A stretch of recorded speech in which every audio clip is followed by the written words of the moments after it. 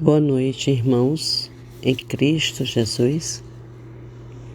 Mais uma noite de bênçãos e luz para os nossos espíritos sedentos da água viva do Mestre Divino, através do Evangelho segundo o Espiritismo, prece e radiação do Centro Espírita Cearense, clarificando o nosso entendimento das coisas espirituais que possibilita o nosso aprimoramento na busca de tornarmos melhores em nossos pensamentos e ações e a ascensão do nosso eu ao encontro do Pai Todo-Poderoso. Caminhemos com Jesus Cristo, Maria de Nazaré e os bons espíritos de luz. Que assim seja.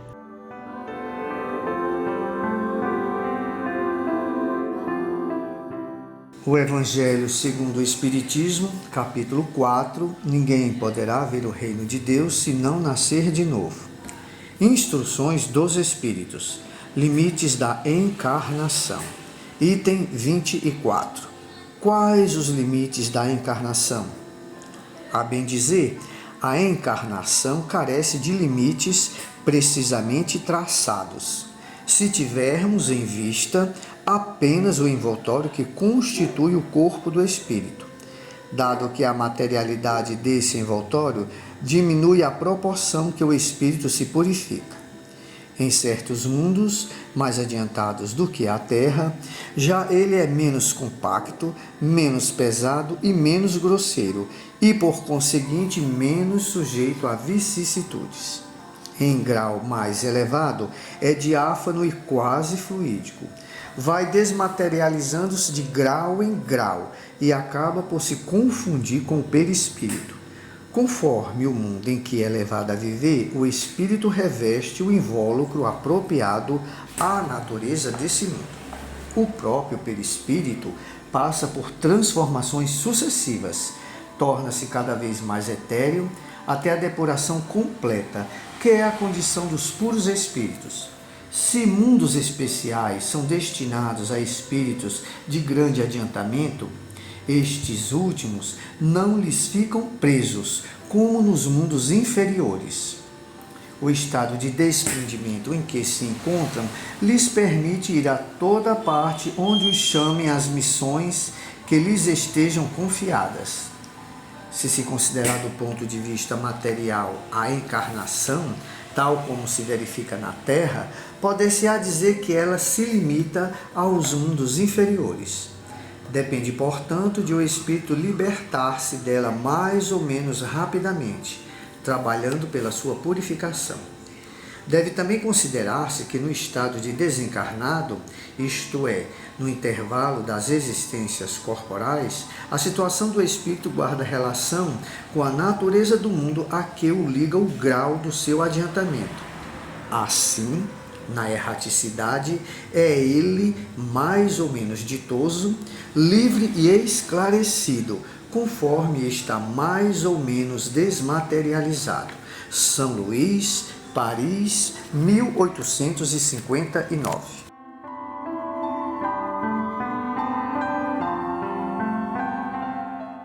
Quais os limites da encarnação?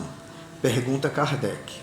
E o espírito de São Luís, em 1859, esclarece a questão, falando-nos dos graus de evolução dos espíritos e suas realidades corporais nos mundos aos quais se ligam. A bem dizer, a reencarnação carece de limites precisamente traçados. A materialidade do envoltório do corpo, do espírito, diminui à proporção que o espírito se purifica. E São Luís nos fala das condições em que se apresenta a realidade material para os espíritos encarnados nos mundos mais adiantados que a Terra. Nesses mundos, os espíritos vivem numa dimensão menos compacta, menos pesada e grosseira, sendo a vida menos sujeita às vicissitudes. Quanto mais depurado espiritualmente é este mundo, mais diáfana e fluídica se apresenta a vida nele. desmaterializa-se de grau em grau até confundir-se com o perispírito, e este também está em sintonia direta em sua formação com o nível evolutivo do mundo e do espírito que o reveste, chegando-se à depuração plena nos puros espíritos. Da mesma forma, nos mundos mais materializados, a constituição dos corpos espirituais acompanham a materialidade desse mundo. Quanto menos evoluído o espírito, mais preso ao mundo em que está inserido ele se apresenta, ao contrário dos espíritos mais puros, que podem exteriorizar-se além dos limites, conforme seu grau de depuração. Seu estado de desprendimento lhes permite ir a toda parte onde os chamem as missões que lhes estejam confiadas.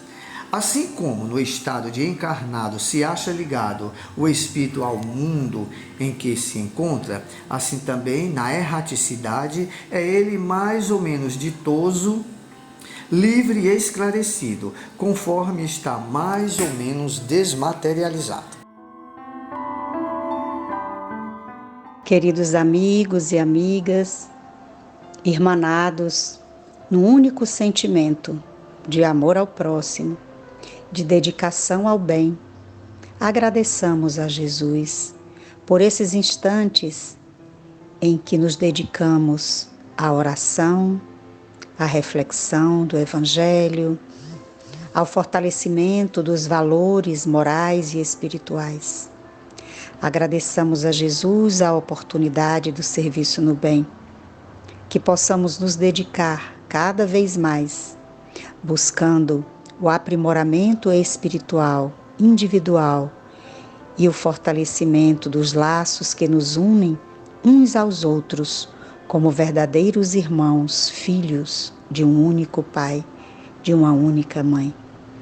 Que Jesus nos ampare, nos proteja, nos fortaleça a vivência e a convivência em família, seja a nossa família consanguínea, seja a família espiritual. Digamos assim: Jesus querido, Mestre divino, amigo de todas as horas, agradecidos estamos por essa união, por este sentimento e por essa vontade de servir na obra do bem, na boa nova, que ela possa se espraiar por todos os recantos. Abençoa especialmente aqueles que sofrem, que estão desvalidos, que estão nas ruas, que estão nos hospitais, que estão desesperançados e que possam encontrar em Ti a força, a coragem e o consolo para seguir adiante. Fluidifica, Senhor, todas as águas. Ameniza as dores, as aflições, através dessas águas que serão fluidificadas, magnetizadas, purificadas com seu amor. Cuida, Senhor, de cada um de nós e dá-nos a luz de que precisamos para seguir em frente, rumo ao seu amor, à sua misericórdia e à sua bondade absoluta.